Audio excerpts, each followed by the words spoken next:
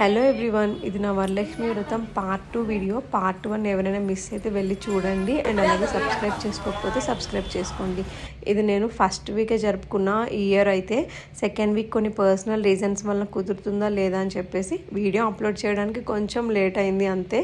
And మనం ఈ 4-5 వీక్స్లో ఎప్పుడైనా జరుపుకోవచ్చండి. సెకండ్ వీకే జరుపుకోవాలి అని అయితే ఏమీ లేదు. నాకైతే చాలా అంటే చాలా స్పెషల్. ప్రతి ఒక్క అమ్మాయి కూడా ఇట్లానే ఫీల్ అవుతారు అని అయితే అనుకుంటా. పెళ్ళైన వాళ్ళైతే తనకు ఉండే హస్బెండ్ బాగుండాలి అని, పెళ్ళి కాని వాళ్ళైతే తనకి వచ్చే హస్బెండ్ బాగుండాలి అని చెప్పేసి అది వ్రతం చేస్తారు. ఎంత బాగా జరుపుకున్నామా అని కాదండి, మనం ఎట్లా జరుపుకున్నా కూడా అమ్మ మనల్ని బ్లెస్ చేస్తూనే ఉంటారు. మనకి ఉన్నంతలో, మనకి తోచినంతలో ఎంత సింపుల్గా చేసినా, ఎంత గ్రాండ్గా చూసినా అమ్మ మనల్ని బ్లెస్ చేస్తూనే ఉంటారు. గ్రాండ్గా చేస్తే ఎక్కువ బ్లెస్సింగ్, సింపుల్గా చేస్తే అట్లా ఏమీ ఉండదండి. ఇదంతా కూడా మన సెల్ఫ్ హ్యాపీనెస్ కోసమే చేస్తున్నాం అంతే. ఈ ఇయర్ ఇలా చేసాం, నెక్స్ట్ ఇయర్ ఇంకా మంచిగా జరుపుకోవాలి అనిపిస్తూ ఉంటుంది.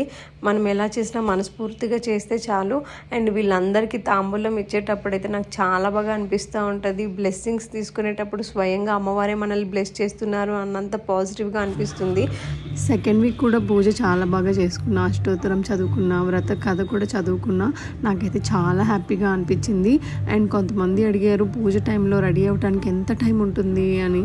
సో నేనైతే పూజ టైంలో నార్మల్గానే చేస్తానండి. పూజ తర్వాతనే రెడీ అవుతా. వరలక్ష్మి వ్రతం అప్పుడు మనం మహాలక్ష్మికి పూజ చేస్తున్నాం, మనం కూడా మహాలక్ష్మిలా ఇంట్లో ఉంటే చాలా పాజిటివ్గా ఉంటుందని.